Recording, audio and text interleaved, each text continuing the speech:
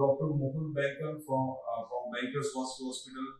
I'm an interventional radiologist અને આજે આપણે વાત કરવા જઈ રહ્યા છીએ કે ઘૂંટણના દુખાવા માટે જે આપણે જાપાનીઝ ટેકનિક જેનિક્યુલર આર્ટરી એમ્બ્યુલેશનની સારવાર કરીએ છીએ એના પછી ઘણા બધા દર્દીઓને પૂછતા હોય છે કે સાહેબ આગળ શું કરવું. ફિઝિયોથેરાપી કરવી, દાદરા ચડી શકાય, સો કોમન ક્વેશ્ચન ની વાત કરીએ. સો જે જાપાનીઝ ટેકનિક જેનિક્યુલર આર્ટરી એમ્બ્યુલેશન છે એમાં કોઈ પણ જાતના ટાંકા કટ વગર અમે આજે ઘૂંટણનો દુખાવો દૂર કરીએ છીએ. અને ઇમ્પોર્ટન્ટ થિંગ કે જે ઘૂંટણનો આર્થરાઇટિસ જે બહારનો સોજો આપણે અટકાવીએ છીએ એટલે રોગનું મૂળ કારણ એલિમિનેટ કરીએ છીએ. એ પછી ઘણા બધા પેશન્ટ્સ એવું હોય છે કે સાહેબ મારા દાદરા ચડાય કે નહીં, મારે ફરવા જવાય કે નહીં, હું કેટલું ચાલી શકું, ગાર્ડનમાં ચાલવા જવાય કે નહીં.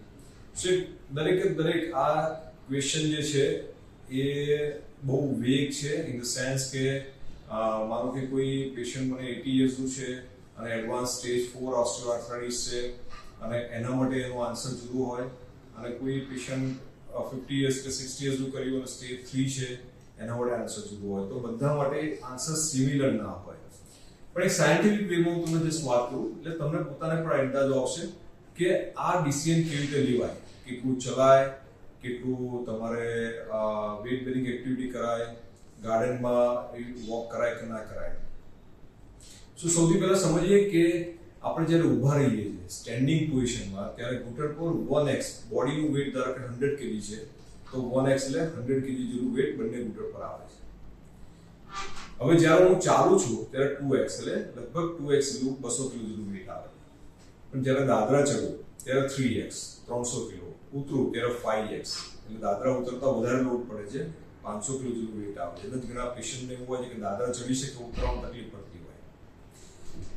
અને જ્યારે પલાઠી વાળીને બેસીને ઊભા થવાનું હોય, સ્ક્વોટિંગ પોઝિશનમાં બેસીને ઊભા થવાનું હોય ત્યારે જે જર્ક આવે છે એ 8 to 10x એટલે 800 થી 1000 કિલોનો જર્ક આવે છે જ્યારે બેસીને ઊભા થાવ છો ત્યારે. હવે આ વેટ જ્યારે જુદી જુદી એક્ટિવિટી કરી ત્યારે આપણી પાસે આવતું હોય છે આપણા ઘૂંટણમાં. જ્યારે પણ ઓલ્ડર એજ ગ્રુપ હોય ત્યારે શું હોય કે ધારો કે 70 પ્લસ એજ ગ્રુપ હોય ત્યારે ગાદી ઓછી બચી હોય, સ્ટેજ 3 કે સ્ટેજ 4 માં હોય ત્યારે આઈ વુડ પ્રિફર કે જ્યારે તમારી પાસે ગાદી ઓછી બચી છે તો 5x 8x નો જે જર્ક આવે છે એ ના લો. કેમ? તો બચેલી ગાદી વધારે લાંબી ચાલશે.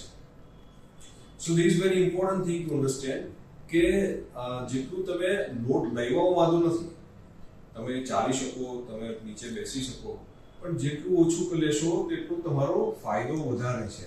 જે કરવું પડે કરીએ પણ જે બિનજરૂરી વસ્તુ હોય એ અમે આપણે અવોઇડ કરીએ.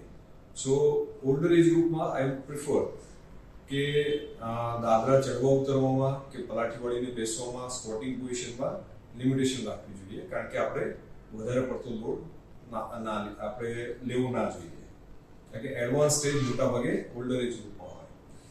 હવે ધારો કે થોડું યંગર એજ ગ્રુપ છે 50 to 65 years એજ ગ્રુપમાં, એમાં જ્યારે આપણે કરીએ છીએ તો ડિપેન્ડિંગ ઓન કયા ઓસ્ટિયોઆર્થરાઇટિસના સ્ટેજમાં છે એના પ્રમાણે ડિસિઝન લેતા હોઈએ છીએ.